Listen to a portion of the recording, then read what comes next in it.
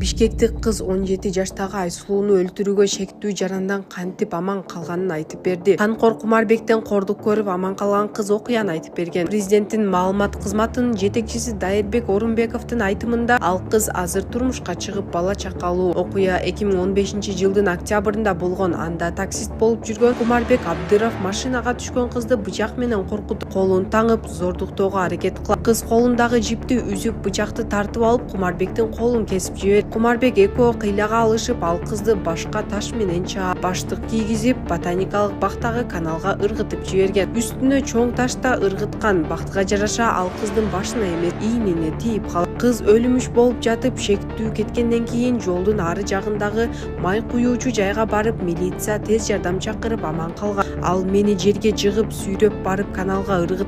10-15 секунд туруп, чоң таш ыргытты. Башыма урайын деген окшойт. Таш ийниме тийди.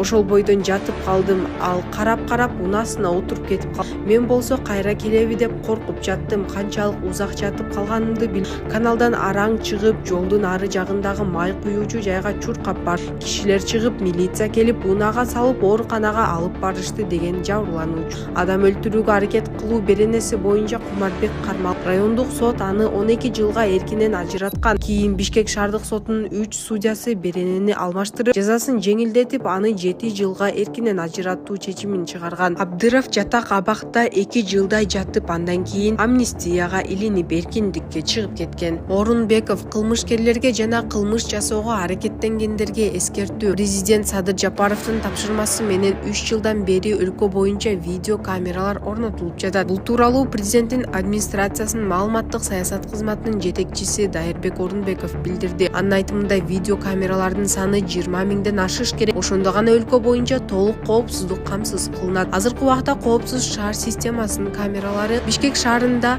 651, Баткен облусунда 248, Ысык көл облусунда 283, Жалал Абад облусунда 205, Нарын облусунда 207, Ош шаарында 57, Ош облусунда 115, Талас облусунда 201, Чүй облусунда 177. Орунбеков белгилегендей, учурда күн сайын камераларды орнотуу жумушу жүрүп жатат. Алар акыркы үлгүдөгү адамдын жүзүнөн таануучу 360 градустагы көрүү жана көп функционалдуу камералар. Борбор калабыз Бишкек шаарында жетиштүү камералар орнотулган учурда башка аймактарда дагы коопсуз өлкө долбоорунун алкагында жумуштар уланып жатат. Акыркы жасалган оор кылмыштардын бетин ачуу операциясы дагы так ушул камералардын жардамы менен ишке ашты. Кылмышкерлерге жана кылмыш жасоого ниеттенгендерге эскертүү: эч качан кармалбай калам деп ойлобогула, кылмыш жасабагыла. Учурда жетиштүү техникалык мүмкүнчүлүктөр, иликтөөнүн жаңы ыкмалары бар. Утулам кетем деген кыска ойго азгырбагыла. Кыргызстан коопсуз өлкөгө айланыш керек деген ал. Айрым такси айдоочулардын адепке туура келбеген аракеттери коомчулукта кызуу талкуу жаратты. Бул видеодо уялгылачы таксисттер деген жазуу көрсөтүлгөн. Кадрларда айдоочу жаш кызга ыңгайсыз сөздөр айтып, мен кары болсом да жүрөгүм жаш деген угууга болот. Ал кыздан улам телефон номерин сурап, ал баш тарткандан кийин видеонун соңунда орой сүйлөп баштаганы да байкалат. Бул көрүнүш айрым такси айдоочуларынын адепке сыйбаган жүрүм туруму коомчулукта кызуу талкуу жаратты. Кыргыз УКМК Нарын районунун ички иштер башкармалыгынын жол кыймылынын коопсуздугун камсыздоо бөлүмүнүн башчысы кармалды. 2025-жылдын 9-октябрында Кыргыз УКМК тарабынан ички иштер министрдин ички иликтөө кызматы менен биргеликте кызматтык абалынан пайдаланып, алдамчылыкка шектелген Нарын районунун ички иштер башкармалыгынын жол кыймылынын коопсуздугун камсыздоо бөлүмүнүн башчысы милициянын майору